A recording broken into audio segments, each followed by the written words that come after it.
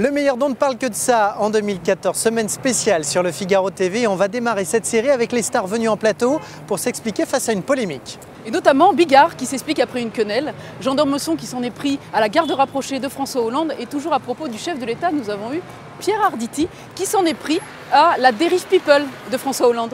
Et on va démarrer avec la chanteuse Zaz, venue s'expliquer après les critiques assez négatives concernant son physique. Regardez. Qu'est-ce que vous êtes loin du malentendu qu'il y a autour de vous dans les médias? Vous avez dit quoi, le punk à chien qui se lave pas? Je pense que les gens, il faut qu'ils attaquent sur un truc, c'est ridicule. C'est né d'où ça? Je pense que c'est parce que j'ai chanté dans la rue et que peut-être je suis un peu décontractée, je suis peut-être pas, je corresponds pas à ce qu'ils attendent. À ce qu'ils voient d'habitude, je sais pas. Après, je m'en fous, moi je fais ce que j'aime et j'ai pas envie de valoriser tout ça.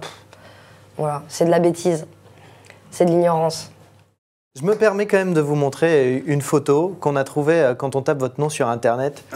La fameuse photo d'une quenelle. Voilà, plusieurs personnalités ont été prises en photo en faisant ce geste qualifié d'extrême droite. La polémique qui est autour de ça est complètement lamentable.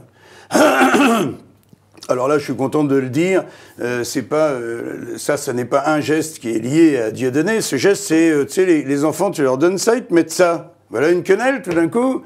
Oh là, t'as fait un signe nazi à l'envers. Ouais, oh, oh. Il y a des gosses qui font tous, ils se font des quenelles entre eux, des machins et tout. Il arrive un moment, je sais pas du tout que cette photo va arriver ici, là. Et sinon, la connotation avec un geste quelconque ou alors avec une pensée quelconque est parfaitement ridicule. On a quand même le sentiment qu'il y a une espèce d'acharnement contre Sarkozy. Il a été placé en garde à vue aujourd'hui. Oui. C'est une première pour un ancien chef d'État. Oui, c'est une première pour un président de la République, évidemment. Je suis sûr qu'il y a toute une cellule à l'Élysée qui ne fait que ça. On peut dire même que la seule activité continue de l'Élysée qui change d'avis tout le temps, c'est l'hostilité à Sarkozy. On lui aurait laissé quelque chose en meilleur état, je pense qu'il s'en sortirait mieux, M. Hollande. La différence, c'est que M. Hollande, ce n'est pas un chef d'entreprise. M. Hollande, il n'a pas le charisme qu'il faut pour ça. Alors, il est victime de ça. Je suppose qu'il a toutes les bonnes intentions du monde. Mais vous voyez, il lui arrive tellement de soucis, même ce bouquin qui arrive au mauvais moment, c'est pas bien de faire des trucs comme ça. On ne tire pas d'abord sur les ambulances. Et puis, c'est pas le moment de régler des comptes, parce qu'elle, elle a pensé peut-être à elle et à son problème avec Hollande, mais elle n'a pas pensé à nous tous. Et nous, on a envie d'avoir un taulier qu'on regarde avec respect, avec l'envie de se dire, on va y croire à ce monsieur, quoi. Parce que ce soit de droite ou de gauche, peu importe, il faut croire en celui qui est là. On a envie que ça marche. Ouais. On a envie que ça marche. Mais au-delà de ça, il faut un taulier quand même. Mais vous vous dites du coup... Je crois que quand il pleut, il vaut mieux prendre un parapluie que d'avoir l'air d'un con dans le monde entier. Personne n'a élu la première dame de France. D'ailleurs, il y a tout un problème là-dessus sur le statut de la première dame de France. Donc, en rien, tout ça ne nous regarde. Une grande partie des présidents de la République, au moins en France, ont eu des vies privées parfois tumultueuses. Et alors, ça les regarde. Alors après, on dit, oui, mais le président de la République n'est pas un citoyen comme les autres. Mais à ce niveau-là, si. Je suis absolument désolé, je ne voudrais pas rentrer dans des détails graveleux, mais à ce niveau-là, si. Le président de la République est fait comme nous, en tout cas comme moi. Exactement de la même manière, il a le même truc en bas, il peut avoir les mêmes pulsions, il peut être amoureux, pas être amoureux. À partir du moment où ça n'influe pas, ça ne dénature pas les décisions qu'il doit prendre et qui n'ont rien à voir avec sa vie privée, je ne vois pas de quoi on se mêle. Qu'est-ce que vous pourriez dire en priorité à François Hollande pour renverser la table? C'est curieux que vous employiez ce mot parce que je l'ai employé avec lui en privé il n'y a pas longtemps. Il faut renverser la table. Renverser la table, c'est plusieurs choses. C'est lancer un projet européen, et c'est d'actualité avant les élections, en créant un programme de grands travaux financés par des bons du Trésor européen. Et à mon avis, tout le monde suivra s'il le lance. C'est accepter ce qu'on a appelé à tort la TVA sociale, mais d'évaluation fiscale, en créant les conditions d'un léger transfert sur la TVA des impôts qui rend immédiatement de la compétitivité à la France, indépendamment de la valeur de l'euro. Et c'est réformer le gaspillage énorme de la formation professionnelle qui gaspille 32 milliards qui seraient mieux affectés à former des chômeurs. Il vous a répondu quoi, François Hollande, quand vous lui avez dit de renverser la table? Il va le faire. Voilà, j'espère qu'il va le faire. Si je résume, Anne Daho, ce que vous êtes en train de me raconter, ce que vous racontez aussi dans le livre, bien sûr, c'est qu'en gros, ils vous ont utilisé Oui. C'était bon pour leur image. Oui. Et une fois que Jacques Chirac a été élu à l'Élysée, Oui. on vous a éjecté. Supprimé, effacé. Ça n'existe plus. Et même Jacques Chirac, du coup. C'est qu'il était avec moi hier. Il m'adore, il m'aime. Mais aujourd'hui, il n'est plus avec moi. Il a oublié. C'est pas sa faute. Sa vie politique est comme ça. Je l'accepte, c'est pas un souci. Mais ce que je voulais dire, présent, il est malade. Et j'ai besoin de lui rendre visite. C'est tout simplement ça.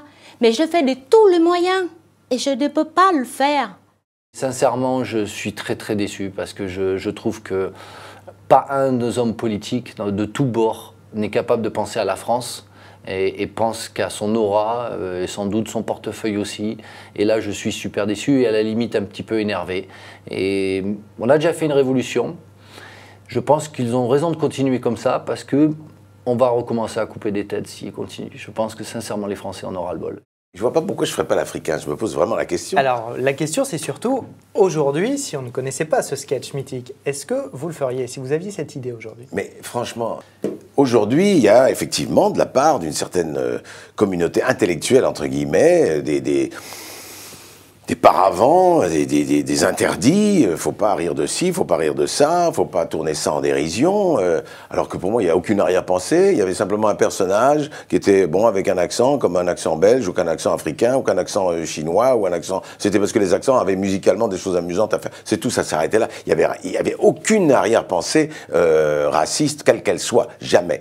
Vous étiez sur vos précédents disques hyper branchés, Oui. vous étiez devenu presque pointu, voilà. Et là, vous arrivez avec Pascal Obispo, c'est pas le mec aujourd'hui qui est le plus branché, voilà. Ah, pas du tout. Mais ça fait longtemps qu'il n'a pas forcément fait de tube. Il a quand même une image un petit peu ringarde. C'est pas le mot que je veux utiliser parce que c'est méchant. Je crois que mais, pour moi, Pascal Obispo, c'est le maître de la variété française. Il y a Jean-Jacques Goldman, il y a Michel Berger et aujourd'hui, il y a Pascal Obispo. Parce qu'il représente bien ce que les gens aiment. La masse populaire aime les chansons de Pascal. La masse populaire aime mes chansons. Et finalement, c'est ce que j'aime moi, c'est ce que je suis. Alors, mais écoutez, vous qui participez aux Enfoirés moi, depuis 99... je défends à mort les Enfoirés, voilà, et que personne ouvre sa gueule parce que ça me fatigue. Vu les scores et vu les résultats, moi, ce qui m'intéresse, c'est qu'un DVD soit vendu et qu'il puisse nourrir 18 personnes, point barre. À partir de là, qui aujourd'hui peut prétendre dire quoi que ce soit sur ce genre d'événement?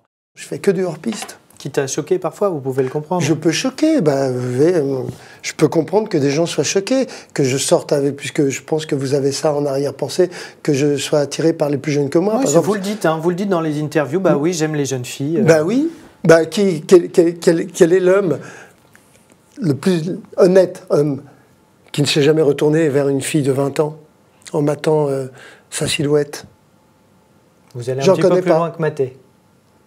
Moi, je vais plus loin que Maté, bien sûr. Si je peux séduire une fille de 20 ans, je me gêne pas, bien sûr. C'est mon signe extérieur de jeunesse.